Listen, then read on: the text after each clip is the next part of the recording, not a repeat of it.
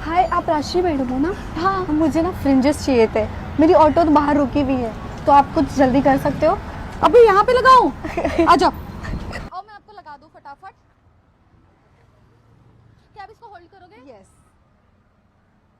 देखो, ये सिर्फ 2 मिनट का प्रोसीजर है। यहाँ इसमें 3 क्लिप्स है। ये Okay. क्लिप हम टिप पे लगाएंगे और ये 2 क्लिप ऊपर लगाएंगे। और ये बहुत इजी है, आप आईज क्लोज करके भी लगा सकते हो। आप ऑटो में भी लगा सकते हो, आप टैक्सी में भी लगा सकते हो, आप कहीं पर भी लगा सकते हो। जैसे कि मैं रोड पे लगा रही हूँ। हो गया। वैसे आप ऑटो में क्यों जा रही हो? मुझे शूट के लिए जाना है। आपको शूट के लिए जाना है?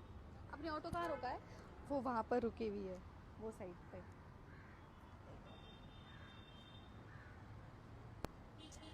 Done. Bye. Hi ma'am. Thank you. Bye.